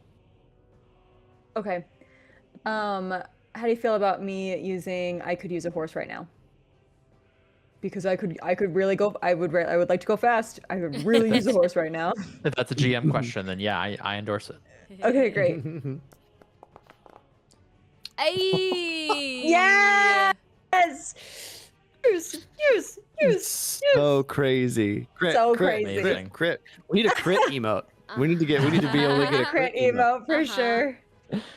A critical success on double 11s. You load up this miner, no problem. You secure his leg. You actually are able to just mend it really quickly with some bandages that you have left over. Just able to do enough to get out safely. And the party rushes out of this mine. Everyone moving as quickly as they possibly can back into that mining camp. And these miners, all 3 of them, are safe. And the rest of the mining party is now able to get outside of this mine, back into the plains of the Black Sea coast. And there is a sigh of relief as the threat is ended. You gather yourselves, you take a deep breath, you let loose any potential terror that you still might be clinging on to from the horrendous imagery that you witnessed previously. And then you hear applause. You hear people around you clapping and cheering and excitedly hugging each other. And all of this joy, all of this celebration, all this relief seems to be originating from the party. You guys saved everyone that was in danger down there. And for once, it feels good to be recognized for that. You've been working really hard on this journey. You've been dealing with so many obstacles and so many adversaries that having some people that are just genuinely trying to support you and getting you through it is kind of alien, but it is refreshing. Again, you let out any tension you might have accumulated throughout that journey. Everyone gets to clear one stress if you have a stress. I'm so stressed, And but I'm a little less stressed now. and our party, we don't have to do this on stream, but our party is going to level up. Hey! We're level 5. Wow! Amazing. That's exciting. Oh my That means goodness. tier 3, baby. I'm excited. Oh shit. Is it? Is that tier 3? I think so. Yeah, it's 2, 3, 4 is tier 2. Wow. Oh my god. big Oh jump. my god. That is a big Oh deal. my god. Oh my god. I can do so many more. Oh my god. Wow. I don't can think do that tier one's 3 copyrighted, druid. so I think we're fine. Beast forms now. Yeah, I don't think vines are copyrighted. Wow. Heck yeah. Thank Do you guys have any reactions, not only to what you're experiencing now with the celebration, but perhaps what we saw when we were in the caves? Oh yes. Yeah. I will. Yeah. Go Yeah. ahead. Go ahead. Mm-mm. Just a clarification question. So Melody saw the river that leads to death, right? And she felt like death was Mhm. near, like it felt like death was near. Was that mean, or did that mean that she felt like she was going to die soon, or that like the gates to hell are in this mine? I think because you failed the roll, the former, but everyone felt the latter. Everyone felt the presence of the cosmic nothingness that is the underworld very close as they were deep underground. Okay. But you specifically were rattled by it. Sure. Your thoughts were just spinning, hyperfixating, focusing on this one specific fear. Of dying, right? Correct. Okay. Yeah. So What? Melody's, yeah, shaken up about that. Was that the river Styx? I would wait to speak about this until we are private. Okay. Undead. What's going on with the undead? The spirits. Sorry. In private. I literally just said we should wait until we do talk about this in private. It's just really weird, okay? And then We do not want to create panic. I turned to Kionia. How is Kionia reacting to all of it, to us getting all of this applause? Ione is breathing very heavily. This is the most amount of cardio that she's ever done, probably in her whole life. But Friggin' when you wizard. ask those questions, she kind of like does look up at you and give like a knowing smirk. Yeah, this bitch. Okay. Where should we go back to the inn? Yes. I think that's a good idea. I do need a shower. I'm covered in dust. All right, yeah, our party can backtrack a little bit, not yet ready to depart from White Shores, a refuge amongst all of the chaos that we've been dealing with. You bathe, you take a rest if you need it, not mechanically unless you want to. That's up to the party, if and when you want to take a mechanical rest. But in the story, you can take another rest and rest for another evening if you want, or maybe just for a couple of hours, your choice. I think Antigone is almost like frantic. And so like yes would bathe, but also is like, so that was, what is going on with the undead? We're in private now, so I can Okay. ask the questions. Are you speaking with Kionia in the room? And she's not gagged? Great question. I think I She's look gagged at all times. I'm gonna set that precedent. She's never allowed to speak unless we agree to take the gag off of her, because she uses her words as for evil. Mhm. She makes my friends cry.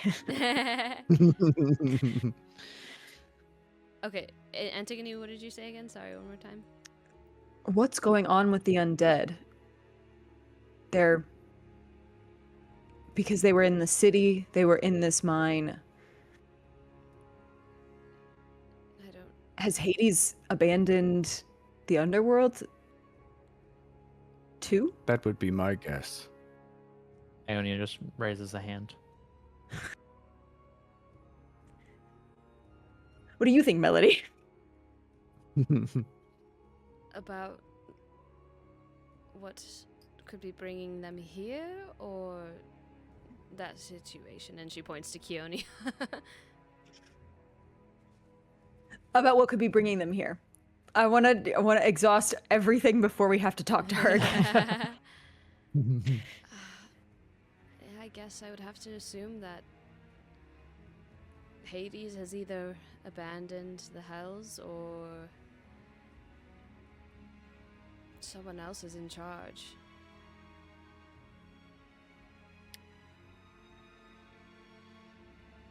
That makes sense too. But I am a little curious about what Keonia has to say about this. Can I Fine. please? We take the gag off. And I hold her face, and before we take the gag off, I say, if you utter one word that will harm my friends, I take back my hope that you live to change your mind, because you frankly won't make it that long. A bit of hope, but I understand. What do you want to know? Do you know why the undead? You raised your hand. That's fair. Touche. Or the Greek equivalent of touche. We have to look it The up now. spirits are restless. You're right in that. Hades' time has come, along with the rest of the Olympians, so I have heard. His son is in charge these days, and he's still learning. He has a reputation for being a slow learner. More overreach, more greed, more chaos for the Spartan hegemony to solve. Which child of Hades is in charge now? Zagreus. I've never heard of this child of Hades. Persephone's firstborn. Again, he has a reputation. I don't personally have much faith in him, which is why I'm not going to beat a dead horse. There's no convincing you. Anything else you'd like to know? How can Sparta's reign be both the living and the dead? The Spartan reign will herald the living, so they needn't worry about the chaos of the dead. What does that mean, herald the living? Do you need everything? Nope. I'm sorry. I have a vow to keep. I apologize for my curtness. When I am in charge, I will solve the problem. You needn't worry about that. How are you going to solve it? You needn't worry. She does not know. She has no answers. I didn't think so. Thumos, we are close, it seems, to the underworld. That was indeed part of my offer. If you wanted to visit a wayward soul, commune, or perhaps even travel there yourself. I know the gateway. You need to only follow my direction. The only direction I shall follow is the compass's direction. You're done talking now. And I rebag her. Okay. Melody So- will just nod at Thumos's decision. We continue forward to the Caucasus Mountains. Okay. The party continues to travel for some time, and it's about nightfall when, as we are traveling, the mountains come closer into view. The terrain begins to become more cragged and rocky and less coastal. The temperature begins to drop as we begin rising above sea level. We are getting close to the outskirts of the mountains at this point. There's not another major city here until we reach the edge of the mountains itself, until we reach this alleged blockade that's been discussed by a couple of inhabitants of Greece. There is, however, something that we come across, a temple. A religious temple amongst the cragged, rocky landscape, somewhere that looks like a decent place to rest. Kionia just sort of like tilts her head towards it, but obviously can't speak. Indicating for you to potentially have a safe stop. Rain begins to fall, and she beckons her head closer to this temple. Does our party proceed into it, or do we pass it on? Do any of us recognize like the symbol, like who this temple might be for? Please roll a knowledge roll. Knowledge. That's why I had all these bookshelves installed. I legitimately think about that guy like every day. I think about him all the time. He had like such a monopoly on YouTube ads for so long. I won't get into it, but if you know what I'm talking about, you probably feel it too. You feel the power of Ty Lopez. Anyway, what did we roll? It was a 12. That's why I got all these Lamborghinis. Okay, a 12 with fear. You don't recognize the religious iconography that you see on the outside of this temple. Someone else can try, but you might just be giving me more fear. I want to. Oh, I'll try. you try. I've been around for a long time. I remember Can that. I help?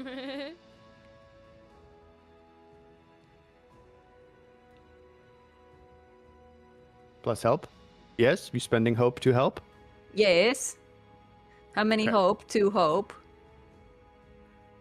Done. Okay. Okay. Here we go. And we roll. Mm-hmm. Mother. Hey, oh no, father. just kidding. I saw 2 2s and I was like, it's a crit. It's not. Thumos, 13 bit with hope. the rain isn't really a problem for you. You could carry on, but you don't know about your companions here. And that's my adding hope on top of it. Like, you'll be okay at least. You can pass it on. You're not sure about everybody, though. You don't recognize the details of this temple. You don't know who it could be belonging to or whom it could be worshiping. I start shivering and I'm like, I'd like to go to the temple, please. All right.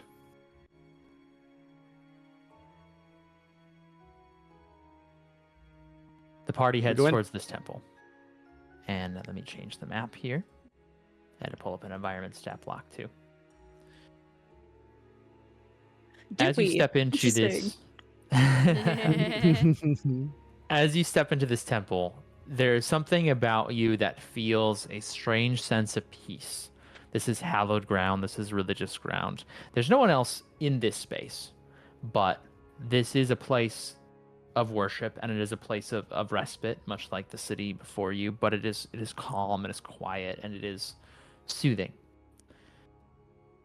This is, however, as you look around, noticing various statues and symbols, no knowledge roll required from the inside. Very clearly a temple for Hades, for the underworld.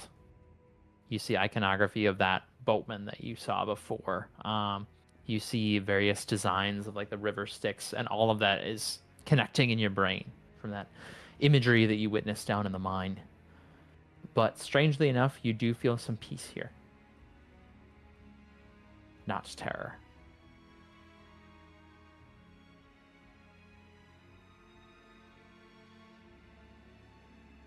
I shall get a fire going. Excellent. Thank you. Hmm. And we bed down for the night. Okay. You set a fire. You start to rest, trying to embrace the zen rather than the horror that you felt back there in the mine. Sorry, not the vine. Oh gosh, I'm thinking about vines too much now. Oh my god. I really want this to be a what do you find in there moment as the three of you look up at this altar that's at the top of the temple, up these steps. And laying atop the altar is a magic item. And I would love for you guys to tell me what type of magic item it is, and then we'll find the appropriate stat block in the book. Oh.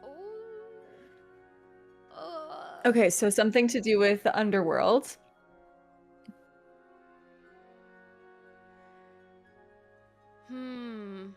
Maybe it's like a phone for us to talk to spirits. A sending stone, but to speak with a specific. Hello? Hello. Maybe, I don't know. Hello. Is this an idea? Is this an? Mm-hmm. I'm pretty sure I chose the compass. So I'm gonna defer to my fellow players. You two can think of Okay. something. I was thinking of like a staff that was almost like a shepherd's staff, and you can guide undead or spirits like using the staff. But I also really love the idea of having like almost like a crystal ball is what I imagine, and that's how you can communicate, is like holding on to it, and then like the spirits can kind of talk to you through it. So I like that a lot, Lissa. Cool, thank you. I like either of those ideas. I like the idea of like a especially if it's possible that we're encountering more of the undead. I like the idea of like a shepherd staff that could maybe act as like something to either attract them or turn them away. So mechanically I like that, but I'm seeing great approval for for one thing. Yeah, I would prefer the staff for sure. Okay, cool. The staff? Okay. I'm good with that. If everybody else is. Mm-hmm. Okay. Does anyone take the staff? We don't know what it does currently. I don't think Antigone does. I think being a user of magic and feeling a strange calmness in this temple after being so shaken up by something related, I feel like Melody would get like, as you got closer to the staff, there would be some sort of like calm that's calling her there, and hoping to achieve like just more calm and relaxation, she will reach out and grab the staff. Okay. You reach out and you grab this beautiful wooden staff that is like of this dark wood. It has minimalist designs, but it is shaped like a shepherd's cane. And as you lay a hand on it, can you please tell me about somebody from your backstory who has died? So the main biggest death that she has experienced is her father, who died about 5 years ago. Right at the, like, almost not the start of this mission, but like, you know, where the dominoes started falling, due to Spartans not allowing access to certain remedies to illness. So he fell ill, or he fell because of an illness that was curable. Okay. And do you want more about him or anything? That'll suffice for sure. As you place the hand in the staff, you hear his voice in your ear for a brief fleeting moment. It just says, "Melody?" And you realize that you are close. This is the threshold that Kionia was alluding to. And if you say the right words and perform the right incantation, this could be your way not just to commune, but perhaps to travel to the underworld. But you don't know if that's right for you, and you don't have much time to think about it. Because as the party is getting ready to bed down for the night, there is a crash, not just of lightning, but also of the doors of the temple bursting open. And then the sound of footsteps as half a dozen Amazon warriors walk down the main hallway of this temple towards the party.